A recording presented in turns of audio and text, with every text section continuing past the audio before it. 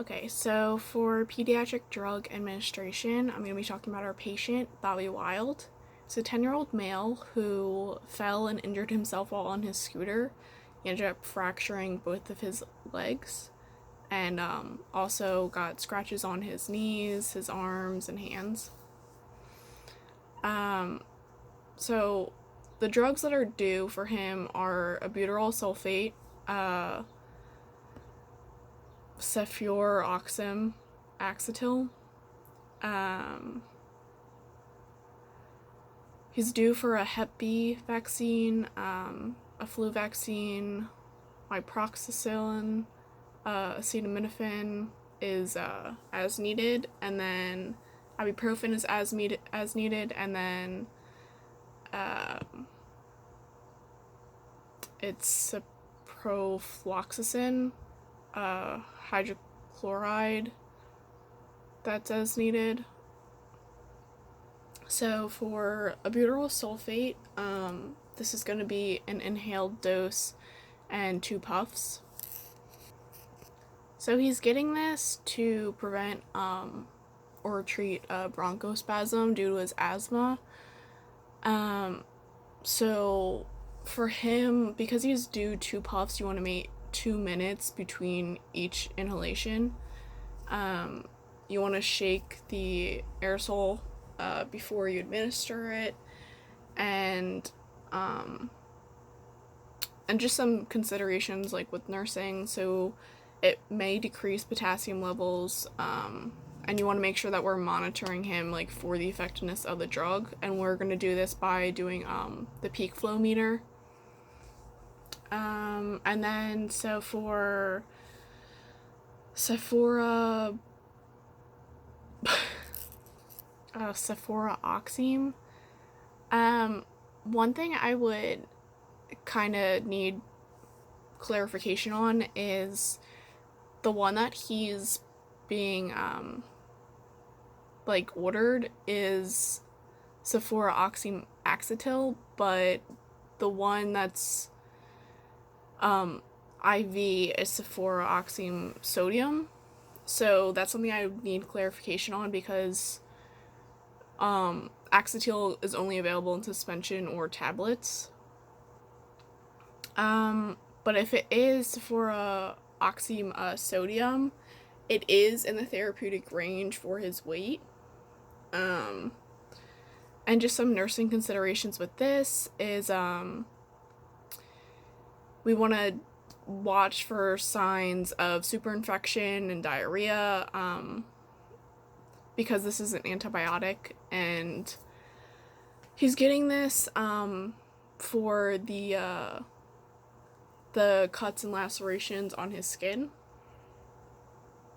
and just to prevent like any infection due to like his broken bones and open wounds.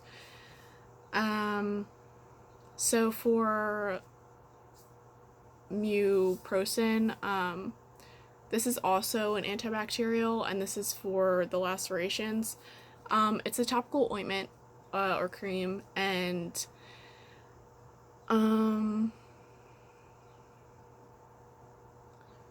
just some considerations with this is like you want to make sure that you're not putting anything like any creams or additional ointments over the affected treated area.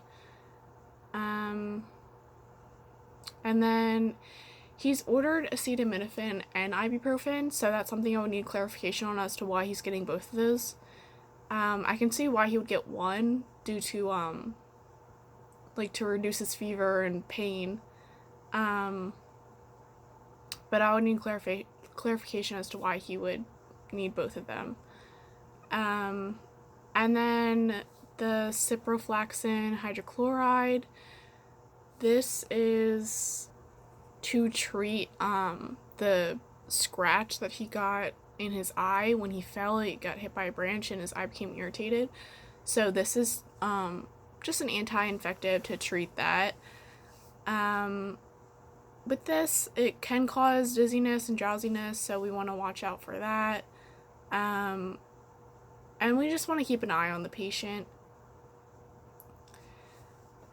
As far as some further considerations, we just want to make sure that our patient knows how to use the incentive spirometer, or like the peak flow meter.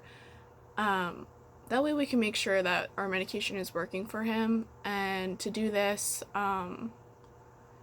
you want to fully and take a deep breath, exhale into the incentive spirometer, and you want to get the best reading out of 3. Some considerations also, like while we're administering his drugs, is his allergies. So he's allergic to sulfonamide antibiotics, pollen, grass, and trees and dairy. So we want to make sure with any of his medications, like we're not providing him with any dairy products. Because I know with